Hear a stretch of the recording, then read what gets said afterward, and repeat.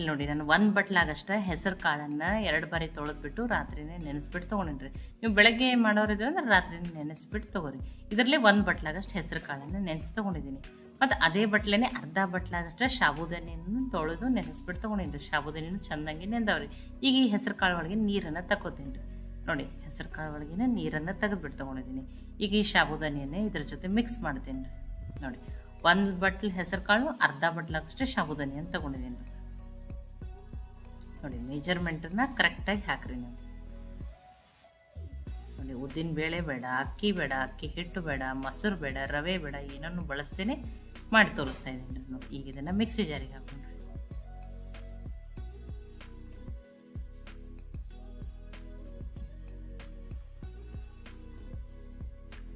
ನೋಡಿ ಮಿಕ್ಸಿ ಜಾರಿಗೆ ಹಾಕೊಂಡಿದ್ದೀನಿ.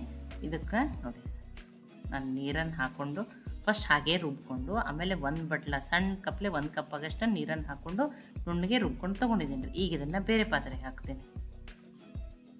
ನೋಡಿ ಇದನ್ನು ನಿಮಗೆ ಟೈಮ್ ಇತ್ತಂದ್ರೆ ಒಂದು 2 ಅವರ್ ನೆನೆಸಿಡ್ರಿ. ಇಲ್ಲ ನಮ್ಗೆ ಒಟ್ಟನ ಟೈಮ್ ಇಲ್ಲ ಅಂದ್ರೆ ನೀವೇನು ಮಾಡಿರಿ, ಒಂದು ಅರ್ಧ ಗಂಟೆ ಇದನ್ನು ಮುಚ್ಚಿ ಸೈಡಿಗೆ ತೆಗೆದಿಡ್ರಿ. ಒಂದು ಸ್ವಲ್ಪ ಹಿಟ್ಟು ಅರ್ಧ ಗಂಟೆ ಚೆನ್ನಾಗಿ ನೆನಿಬೇಕ್ರಿ ಇದು. ಈಗ ನೋಡಿ ನಾನು ಒಂದು ಹೊಸ ಥರ ಚಟ್ನಿ ಮಾಡಿ ತೋರಿಸ್ತಾ ಇದ್ದೀನಿ ಅಂತ ಹೇಳಿ ಇದಕ್ಕೊಂದು ಅರ್ಧ ಸ್ಪೂನಾಗಷ್ಟೇ ಎಣ್ಣೆ ಹಾಕಿದ್ದೀನಿ. ಸಣ್ಣ ಬಟ್ಲೆ 1 ಬಟ್ಲಾಗಷ್ಟು ಹುರಿದಿರೋ ಶೇಂಗಾ ಅಂತ ತೊಗೊಂಡಿದ್ದೀನಿ. ಸಿಪ್ಪೆ ಧರಿಸ್ಲೆ ಹಾಕಿದ್ದೀನಿ. ನೀವು ಸಿಪ್ಪೆ ತೆಗೆದುಬಿಟ್ಟಾದರೂ ಹಾಕ್ಬೋದು, ಅಥವಾ ಹಸಿ ಶೇಂಗಾನು ಎಣ್ಣೆಯಲ್ಲಿ ನೀವು ಏನು ಮಾಡ್ಬೋದು, ಹುರ್ಕೊಂಡ್ಬಿಟ್ಟು ತೊಗೋಬೋದು, ನಡೀತು. ನಾನು ಹುರಿದಿರೋ ಶೇಂಗಾನೇ ತೊಗೊಂಡು ಹೈ ಫ್ಲೇಮ್ದಲ್ಲೇ 1 ನಿಮಿಷ ಆಗಷ್ಟೇ ಎಣ್ಣೆಯಲ್ಲಿ ಹುರ್ಕೊಂಡ್ಬಿಟ್ಟು ಅಂದರೆ ಏನು ಮಾಡೀನಿ ಫ್ರೈ ಮಾಡಿ ತೊಗೊಂಡಿನಿ ಅಷ್ಟೇ. ಈಗ ಇದನ್ನು ಪ್ಲೇಟಿಗೆ ಹಾಕೋತೀನಿ. ಸ್ವಲ್ಪ ಎಣ್ಣೆ ಒಳಗೆ ಬಿಸಿ ಮಾಡಿಕೊಂಡ್ರೆ ಸಾಕ್ರಿ. ಈಗ ಇನ್ನೊಂದು ಅರ್ಧ ಸ್ಪೂನಾಗಷ್ಟೇ ಎಣ್ಣೆಯನ್ನು ಹಾಕ್ಕೊಂಡಿದ್ದೀನಿ. ಇದಕ್ಕೆ ನೋಡಿ 4 ಮೆಣಸಿನ್ಕಾಯಿನ ಹಾಕಿದ್ದೀನಿ. ನೀವು ಖಾರ ನೀವು ನೋಡ್ಕೊಂಡು ಹಾಕೋರಿ. ಅರ್ಧ ಈರುಳ್ಳಿಯನ್ನು ಹಾಕೀನಿ ರೀ. ಸಣ್ಣ ಈರುಳ್ಳಿ ಇದ್ರೆ 1 ಈರುಳ್ಳಿ ಹಾಕಿರಿ. ಒಂದು 7-8 ಬೆಳ್ಳುಳ್ಳಿ ಹೆಸಳನ್ನು ಹಾಕಿದ್ದೀನಿ. ನೋಡಿ ಆ ಈರುಳ್ಳಿನ ಸ್ವಲ್ಪ ಸಾಫ್ಟ್ ಆಗೋವರೆಗೂ ಹೈ ಫ್ಲೇಮ್ದಲ್ಲಿಟ್ಟನೆ ಈಗ ಇದನ್ನು ಫ್ರೈ ಮಾಡಿ ತೊಗೋತೀನಿ ರೀ. ಇದಕ್ಕೆ ಒಂದು ಸ್ವಲ್ಪ ಹುಣಸೆ ಹಣ್ಣನ್ನು ಹಾಕಿದ್ದೀನಿ ರೀ.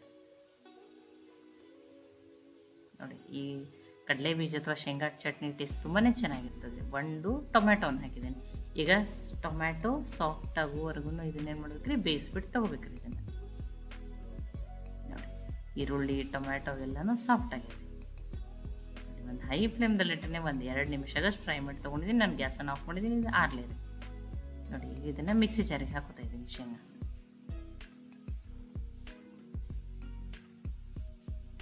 ನೋಡಿ ಚಟ್ನಿ ಎಷ್ಟು ತೆಳು ಬೇಕೋ ಗಟ್ಟಿ ಬೇಕೋ ನೀವು ನೋಡಿ ನೀರನ್ನು ಹಾಕೋರಿ.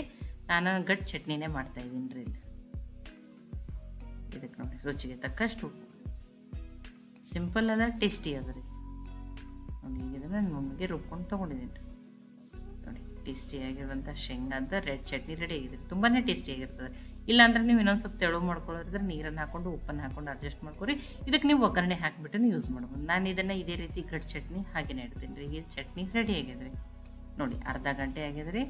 ನೋಡಿ ಆ ಹಿಟ್ಟನ್ನು ನೆಂದಿರ್ತದೆ ರೀ. ನೋಡಿ ಇಲ್ಲ ನೀವು ಒಂದು 2 ಅವರ್ ಬಿಟ್ರೆ ಅಂದ್ರೆ ಫುಲ್ ಏನಾಗಿರ್ತದೆ ರೀ, ಹಿಟ್ಟು ಫರ್ಮೆಂಟೇಷನ್ ಆಗಿರ್ತದೆ ರೀ ಅದು. ಇದಕ್ಕೆ ಇನ್ನೂ ಹೆಲ್ದಿ ಮಾಡೋಕ್ಕೆ ಸ್ವಲ್ಪ ಹಸಿ ಶುಂಠಿಯನ್ನು ಸಣ್ಣದಾಗಿ ಕಟ್ ಮಾಡಿ ಹಾಕ್ತಾಯಿದ್ದೀನಿ. ನೀವು ತುರಿದು ಬಿಟ್ಟರೆ ಹಾಕ್ಬೋದು. ಸ್ವಲ್ಪ ಕೊತ್ತಂಬರಿ ಸೊಪ್ಪನ್ನು ಕಟ್ ಮಾಡಿ ಹಾಕ್ತಾಯಿದ್ದೀನಿ. 1 ಟೊಮ್ಯಾಟೋನ ಹಾಕಿದ್ದೀನಿ. ಸಣ್ಣ ಟೊಮ್ಯಾಟೊ ಐತೆ ರೀ, ಬೀಜನ ತೆಗೆದುಬಿಟ್ಟಿದ್ದೀನಿ ರೀ. ಒಂದು ಅರ್ಧ ಈರುಳ್ಳಿನ ಸಣ್ಣದಾಗಿ ಕಟ್ ಮಾಡಿದ್ದೀನಿ. ಸ್ವಲ್ಪ ಫ್ರೆಶ್ ಆಗಿರೋ ಕರಿಬೇವು ಸೊಪ್ಪಿತ್ತು, ಅದನ್ನು ಕಟ್ ಮಾಡಿ ಹಾಕಿದ್ದೀನಿ. ರುಚಿಗೆ ತಕ್ಕಷ್ಟು ಉಪ್ಪು. ನೀವು ಕ್ಯಾರೆಟ್ ಇದ್ದರೆ ಅದನ್ನು ತುರಿದ್ಬಿಟ್ಟು ಹಾಕಿರಿ. ಈಗ ಇದನ್ನು ಮಿಕ್ಸ್ ಮಾಡಿಕೊಂಡ್ರಿ. ಇಲ್ಲ ನಮ್ಗೆ ಪ್ಲೇನೇ ಇಷ್ಟ ಅಂದ್ರೆ ನೀವು ಪ್ಲೇನು ಮಾಡ್ಬೋದು. ಈ ಹಿಟ್ಟಿನೊಳಗೆ ನಾನು 2 ಥರದ್ದು ಮಾಡಿ ತೋರಿಸ್ತೀನಿ. ಫಡ್ಡೂ ಮಾಡಿ ತೋರಿಸ್ತೀನಿ ರೀ, ದೋಸೆನೂ ಮಾಡಿ ತೋರಿಸ್ತೀನಿ. ನಿಮ್ಗೆ ಯಾವ್ದು ಇಷ್ಟ ಅದನ್ನು ಮಾಡ್ಕೊರಿ. ಆಲ್ರೆಡಿ ಫಡ್ಡಿನ ಮಡಿಯನ್ನು ಕಾಯ್ಲಿಕ್ಕೆ ಇಟ್ಟಿನಿ. ನಾನು ತುಪ್ಪ ಹಾಕ್ತಾಯಿದ್ದೀನಿ. ನೀವು ಎಣ್ಣೆನೂ ಹಾಕ್ಕೋಬೋದು. ನೋಡಿ ಇದೇನಂದ್ರಿ, ಇದು ನಾನ್ ಸ್ಟಿಕ್ ಫಡ್ಡಿನ ಮಣಿ ಅದ, ಅದರೊಳಗೆ ಬರ್ತಾವತ್ತೇನಿಲ್ಲ. ನೋಡಿ ಒಂದು ಚಿಟ್ಟಕ್ಕೆ ಲಾಸ್ಟಿಗೆ ಹಾಕೋ ಮುಂದೆ ಸೋಡಾವನ್ನು ಹಾಕ್ತಾಯಿದ್ದೀನಿ. ಅಂದರೆ ಏನಾಗಬೇಕಿದ್ರೆ ಅದು ಚೆಂದಂಗೆ ಉಮ್ಗೋಯ್ತದೆ ರೀ ಅಷ್ಟೇ. ನೋಡಿ ಮಿಕ್ಸ್ ಮಾಡ್ಕೊಂಡಿದ್ದೀನಿ. ನೋಡಿ ಈ ಕಬ್ಬಿಣ ಫಡ್ಡಿನ ಸಜ್ಜ ಒಳಗೆ, ಅಂದರೆ ಇದು ಬೀಡಿಂದ ಅಂದರೆ ಅದರೊಳಗನೆ ನಾನು ನಿಮಗೆ ಹಾಕಿ ತೋರಿಸ್ತಾ ಇದ್ದೀನಿ. ನೋಡಿರಿ ಎಷ್ಟು ಚೆನ್ನಾಗಿ ಫಡ್ ಬರ್ತಾವಂದ್ರೆ ಫುಲ್ ಹೊರಗಡೆಯಿಂದ ಕ್ರಿಸ್ಪಿ, ಒಳಗಡೆಯಿಂದ ಸಾಫ್ಟ್. ನೋಡಿರಿ ಒಂದು ಸೈಡಿಗೆ ಬೇಯ್ದ್ಮೇಲೆ ತಿರುಗಿಬಿಟ್ಟು ಬೇಯ್ದು. ನೋಡಿರಿ ಫಡ್ಡಿನ ಕಲರ್ ನೋಡ್ರೇ ಗೊತ್ತಾಗತ್ತೈತೆ ನಿಮ್ಗೆ ಎಷ್ಟು ಚೆನ್ನಾಗಿ ಕಲರ್ ಬಂದಾವತ್ತೆ ಹೇಳಿ. ನೋಡಿ ಇದನ್ನು ಪ್ರೋಟೀನ್ ಇರುವಂಥ ಫಡ್ಡು ಅಥವಾ ಪ್ರೋಟೀನ್ ಬ್ರೇಕ್ಫಾಸ್ಟ್ ಅಂತಲೂ ಕರಿಬೋದು ರೀ. ನೋಡಿ 2 ಸೈಡ್ ಚೆನ್ನಾಗಿ ಬೇಯಲಿ ರೀ.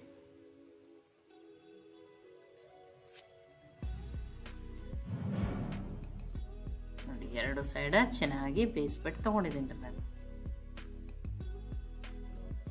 ನೋಡಿ ಎಷ್ಟು ಕಲರ್ಫುಲ್ಲಾಗಿ ನೋಡಿರಿ ಎಷ್ಟು ಚೆನ್ನಾಗಿ ಬಂದವು ಪಡ್ಡ. ಮತ್ತು ಇನ್ನೊಂದನ್ನು ಸಾಫ್ಟ್ ದೋಸೆ ಥರನೂ ಹಾಕಿ ತೋರಿಸ್ತೀನಿ ರೀ. ತುಂಬ ತೆಳುವಲ್ಲ, ಅಂದರೆ ವೆಜಿಟೇಬಲ್ಸ್ ಹಾಕಿದಲ್ಲ ಅದಕ್ಕೆ ಸ್ವಲ್ಪ ತುಂಬ ದಪ್ಪನೂ ಏನು ಹಾಕಲ್ಲ ನಾನು. ನೋಡಿ ಪಡ್ಡಿನ ಮಣಿ ಇಲ್ಲಪ್ಪ ನಮ್ಮ ಕಡೆ ಅಂದರೆ ನೀವು ಈ ರೀತಿ ದೋಸೆನೂ ಹಾಕಿಬಿಟ್ಟು ತಿನ್ಬೋದು. ನೋಡಿರಿ ಕ್ಯಾರೆಟನ್ನು ತುರಿದ್ಬಿಟ್ಟು ಹಾಕಿರಿ, ಅಥವಾ ಈ ರೀತಿ ಮೇಲ್ಗಡೆ ನೀವೇನು ಮಾಡೋದು ಪನ್ನೀರನ್ನು ತುರಿದ್ಬಿಟ್ಟೂ ಹಾಕೋಬೋದು. ನೋಡಿರಿ ಎಷ್ಟು ತೂತಾಗಿ ಎಷ್ಟು ಚೆನ್ನಾಗಿನೂ ಬಂದಾವೆ. ಇಲ್ಲಿ ಮೊಸರನ್ನೂ ಬಳಸಿಲ್ಲ. ನೋಡಿರಿ ದೋಸೆ ಕಲರ್ನೂ ನೋಡಿರಿ ಎಷ್ಟು ಚೆನ್ನಾಗಿ ಬಂದಿದೆ. ತುಂಬಾ ಸಾಫ್ಟಾಗಿರ್ತವೆ. ಇಡೀ ದಿನ ಇಟ್ರೂ ಇಷ್ಟೇ ಸಾಫ್ಟಾಗಿ ದೋಸೆ ಬರ್ತಾವೆ. ನೋಡಿರಿ ಎರಡು ಥರನೂ ಮಾಡಿ ತೋರಿಸಿದ್ದೀನಿ. ನಿಮಗೆ ಯಾವ ರೀತಿ ಇಷ್ಟ ನೀವು ಆ ರೀತಿ ಮಾಡ್ಕೊರಿ. ನೋಡಿ ನಾನು 2 ದೋಸೆನೂ ಮಾಡ್ಕೊಂಡಿದ್ದೀನಿ, ಒಂದು ಸಜ್ಜ ಪಡ್ಡನ್ನು ಹಾಕ್ಕೊಂಡಿದ್ದೀನಿ. ಈಗ ಇದನ್ನು ಚಟ್ನಿನ ಹಾಕೋತೀನಿ. ನೋಡಿರಿ ಇದು ರೆಡ್ ಕಲರ್ ಶೇಂಗಾ ಚಟ್ನಿ ಟೇಸ್ಟ್ ತುಂಬಾ ಚೆನ್ನಾಗಿರ್ತದೆ. ಇಲ್ಲ ನೀವು ಕಾಯಿ ಚಟ್ನಿ ಮಾಡ್ಕೋತೀವ್ರಿ ಆ ರೀತಿಯೂ ಮಾಡ್ಕೊರಿ. ನೋಡಿ ದೋಸೆ ತೋರಿಸ್ತೀನಿ ನೋಡಿ ನಿಮ್ಗೆ ಎಷ್ಟು ಸಾಫ್ಟಾಗಿ ಬಂದಾಗುತ್ತೆ. ಇಡೀ ದಿನ ಇಟ್ರೂ ಇಷ್ಟೇ ಸಾಫ್ಟಾಗಿರ್ತವೆ.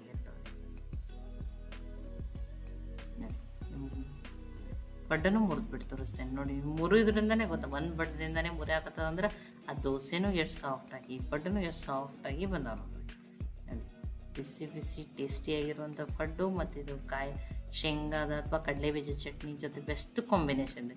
ಒಂದೇ ಥರದ ಬ್ರೇಕ್ಫಾಸ್ಟ್ ತಿಂದು ಬೋರ್ ಆಗಿತ್ತಂದ್ರೆ ಈ ರೆಸಿಪಿಯನ್ನು ಖಂಡಿತನೂ ಟ್ರೈ ಮಾಡಿರಿ.